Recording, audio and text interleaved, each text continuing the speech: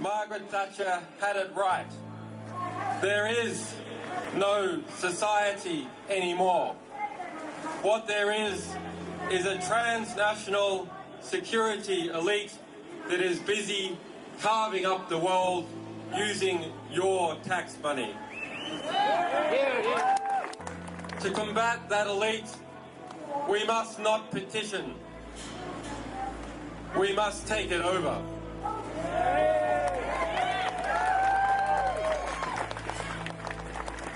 We must form our own networks of strength and mutual value, which can challenge those strengths and self-interested values of the warmongers in this country and in others that have formed hand in hand an alliance to take money from the United States, from every NATO country, from Australia, and launder it through Afghanistan, launder it through Iraq, launder it through Somalia, launder it through Yemen, launder it through Pakistan, and wash that money in people's blood. I don't need to tell you the depravity of war. You are all too familiar with its images, with the refugees of war, with information that we have revealed showing the everyday squalor and barbarity of war.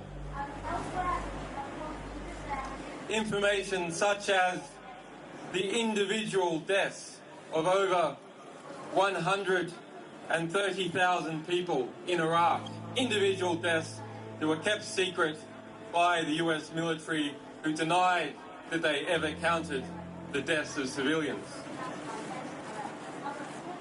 Instead, I want to tell you what I think is the way that wars come to be and that wars can be undone.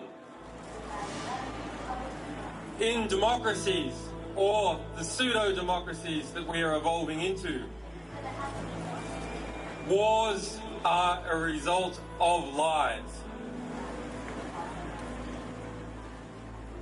The Vietnam War and the push for US involvement was a result of the Gulf of Tonkin incident. A lie.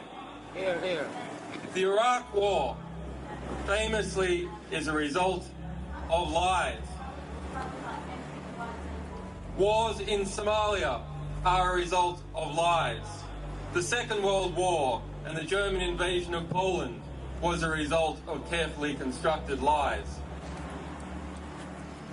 That is war by media.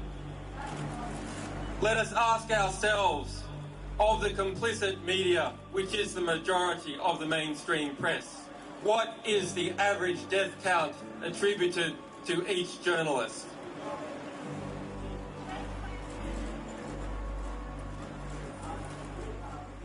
When we understand that wars come about as a result of lies peddled to the British public and the American public and the publics all over Europe and other countries,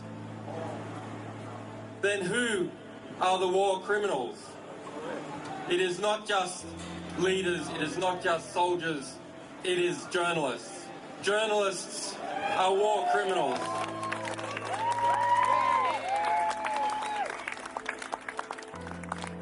And why one might think that that should lead us to a state of despair, that the reality that is constructed around us is constructed by liars, is constructed by people who are close to those that they are meant to be policing. It should lead us also to an optimistic understanding, because if wars can be started by lies, truth can be started, peace can be started by truth.